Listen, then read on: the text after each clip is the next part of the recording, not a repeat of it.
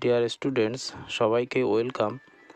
আজ সার্কেলের দুটো থিওরাম নিয়ে বলবো, যে থিওরামগুলো সার্কেলের যে কোনো প্রবলেম সলভ করতে কিন্তু খুবই ইউজফুল। ফার্স্ট থিওরাম দেখো, equal chords of a circle subtend equal angle at the centre. এখানে দেখো একটা সার্কেল রয়েছে, সেন্টারকে যদি আমরা ও লেট করে নিই, তাহলে এখানে কি বলেছে, equal chord of a circle subtend equal angle. তাহলে এখানে আমরা ধরে নিলাম এ বি একটা কর্ড আর সিডি একটা কর্ড, এই দুটো chord as per condition equal.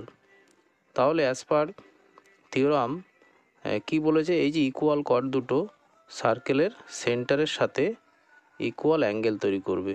এই যে এ বি যে কর্ড সেন্টারের সাথে কোন অ্যাঙ্গেল তৈরি করলো, এ ও বি। আবার সিডি কর্ড, এখানে যদি সি আর ডি সেন্টারের সাথে আমরা অ্যাড করে দিই, তাহলে এই যে দুটো অ্যাঙ্গেল ফর্ম হলো, that means A O B equal to C O D হবে।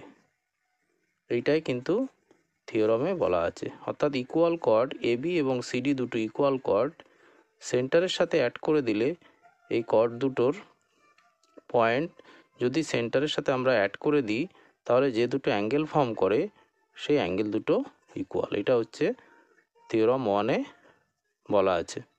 ঠিক থিওরাম 2 এর ঠিক অপোজিট হবে। অর্থাৎ এখানে বলা আছে কি, if the angle subtended by two chords of a circle at the centre are equal. এখানে কিন্তু গিভেন রয়েছে, দেখো ও সেন্টার এই সার্কেলের, এখানে গিভেন রয়েছে A O B is equal to COD.